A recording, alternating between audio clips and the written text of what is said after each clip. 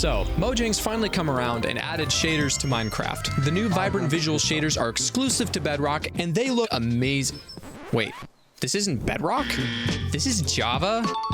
Hold on, let's search Visual Vibrance. Visual Vibrance is attempted recreating the 3 months ago. You're telling me modders have already recreated the official Mojang shaders in 3 months? I mean, they're not exactly one-to-one or anything, but they're pretty close. I mean, they got some features here. Look, they got the shiny water thing. It's like refraction light. It's impressive. It's impressive. And today we're gonna take a look at them and a bunch of other shaders that I think are really cool. So stick around.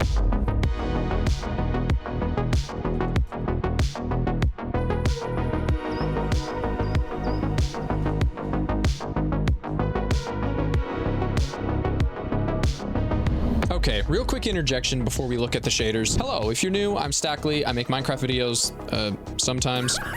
I'm trying a new style here with this talking character that I much prefer, but takes some time editing. So don't be scared to show your appreciation and do the deed. It means a lot to me. Thanks. Vibrant visuals. Okay, these shaders Mojang made here are actually really well done. They're simple and vibrant, but aren't doing anything super crazy. They feel like they fit well into the game. Stuff like these water caustics, which are probably my favorite feature, to be honest. Pixelated shadows, the sunlight, reflections, the atmosphere, it's all very well done. There are a lot of reasons to dislike Bedrock Edition, but finally, being without shaders is no longer one of them. I figured the only way to get a real handle on how these shaders looked was to play Bedrock for the first time. So here's what that looked like. Bedrock Edition. Bedrock Edition. I can feel the C#, the C++ coding standard already. Look at the pixelated shadow, man. That's fun. We need to run and find some trees. See, look at the orange lighting. It's like actually changing. Very little blurriness with this shader. It's very one-to-one. Yo, look at this. So far, the first impressions are looking pretty good. The shaders look great. That looks amazing. But I did run into some weird issues. Sugarcane.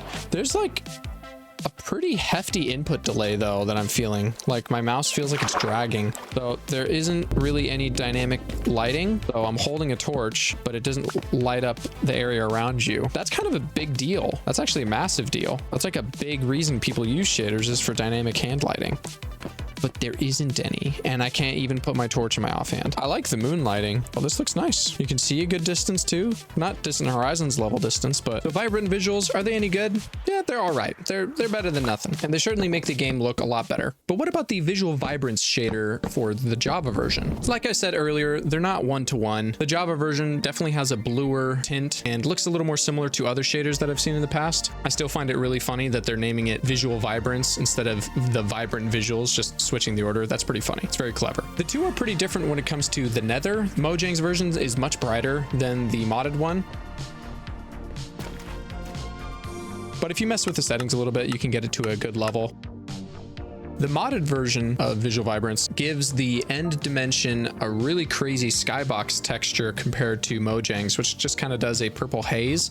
So I prefer that. I think it looks way cooler that way, but your mileage can vary. There's certainly some much cooler shaders that make the end look way cooler. So we're going to look at those in a little bit. Now, as for the Visual Vibrance shaders, I'm impressed. They don't run too badly. Your performance and FPS is still very good, especially if you lower the shadow render distance in the settings. That really helped. It has good compatibility with Distant Horizons with a very pleasant vanilla atmosphere, though there are some weird things. Water looks a little green sometimes, especially underground, and the shader options are lacking some features like depth of field, but all in all, this might be my new favorite shader. Here's me saying that when I first tried it out. This is actually one of my favorite shaders I've ever used. Blub, blub, blub. I'm under the water. But Stanley, Stackley, what about those other shaders? Well, let's talk about them. If you look through Modrinth on the shader tab, there's a bunch of different shaders you can try out, and I've got a few of them here, but there is one that you can't find on an official mod page because it's technically illegal. I'm talking about a shader pack called Derivative.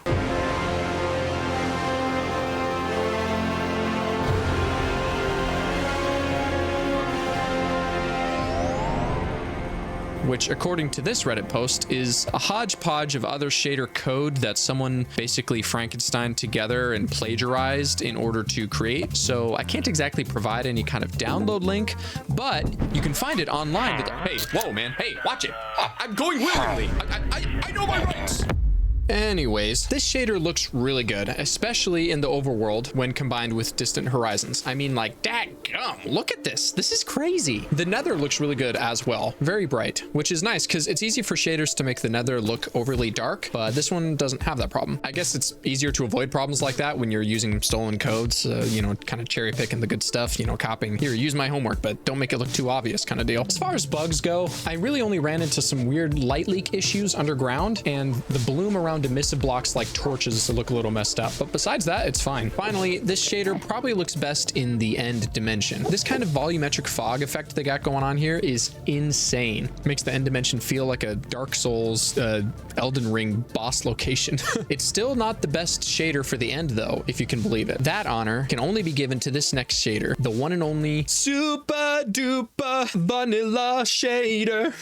What am I doing? Like I said, the best shader for the end dimension kind of has to go to this shader. When your competitor shows up to the Minecraft visuals competition with a freaking black hole, you kind of got to just take the L and go home. It's really cool to see Distant Horizons working in the end with this shader, with all those islands floating on the edge. The Aurora Borealis thing is really nice as well. This shader is very bright and a bit effects heavy with things like lens flare or fog, but I think it handles it well. Its settings are pretty comprehensive, so you can adjust almost everything to your liking anyways. Some of those settings that I really like are the palm displacement. It gives blocks some depth and some parallax like this nether portal here or this stem log. The shader also has a really good auto exposure that's fast and accurate, so your screen won't ever really be too dark or too bright, which is really nice. The overworld is very colorful and rich, and I really like how the sun and moon textures look. It kind of reminds me of Minecraft dungeons with how saturated and thematic everything is. Caves look good, no weird lighting issues. Block light, like from this torch, looks just fine, although you should probably turn the bloom down. The only bug I really ran into is one I've seen in a few shaders out there. It's this strange shadow tiling issue underneath mobs like this piglin here. Derivative had the same problem, and it's something I could live with, but it is unfortunate. At least the nether looks really good. Besides that, the FPS isn't bad, and it's up there as one of the better shaders you can use in the game, so definitely go check it out.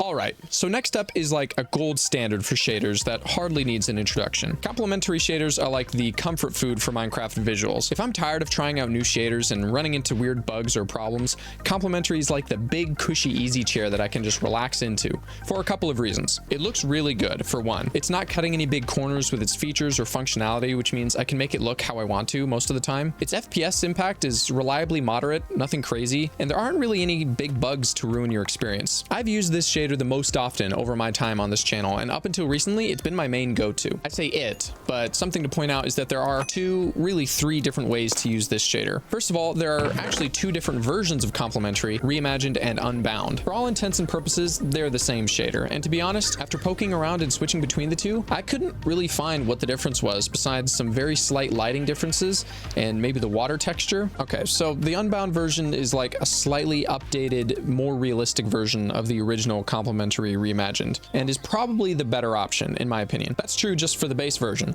but there's a mod called the Euphoria Patches mod, which adds a bunch of interesting features to complementary unbound. Stuff like foliage interaction, some funky filters and effects that you can mess with, darkness desaturation, which makes like darker areas on the screen gray, just like in real life, like that's how our vision works, and a bunch of other stuff like these epic crystal vortexes in the end, which also looks very good with all three versions of the shader, the end dimension. Good stuff, complementary. We like you. You got good stuff going on. Go try it out. If you made it this far in the video, then thank you so much. It's been taking me a while to edit it because I've been lazy. So I'm just gonna show it. Oh, that's a cool water effect. What? I can like dunk. That's kind of funny. So yeah, thanks for watching this far into the video. At this point, I just want to show you this last shader, the Bliss shader. Now, something to point out, and you can see it on the main page. If you go to the main shader page here, Bliss shaders, the release versions do not work with Distant Horizons. You have to go to their Discord and find the official test version of the shader. So Bliss shader main test. They have a Discord that explains how to basically get one that works with Distant Horizons. But when you do, you get a very nice looking shader, honestly. Here, we're going to go into spectator here. We're going to float around. Bliss is one of the better shaders for Distant Horizons. It's got a very nice fog effect for handling Distant Horizons. So here, we'll show what it looks like in the nighttime. It's very good block light. FPS isn't too bad. Let's take a look at what the nether looks like. Okay, I forgot. I really like Bliss. It's an edit of Chocopic shaders from back in the day, and those are really good with volumetrics. Bliss handles volumetrics really well, so it gives the nether this really satisfying fog effect and Aurora Borealis looking hovery bits. Yeah, look at that, man. I forget how much I like Bliss. Same weird tiling issue though with the shadow. Don't know why that's there. Let's go check out the end dimension though. Now this is going to be quite the surprise for you guys. The Bliss shader probably has the most dramatic end dimension you'll ever see. So while you're on the end island, it's got this cool twisting vortex from outside, but you really only notice it once you zoom out. Look at that, dude.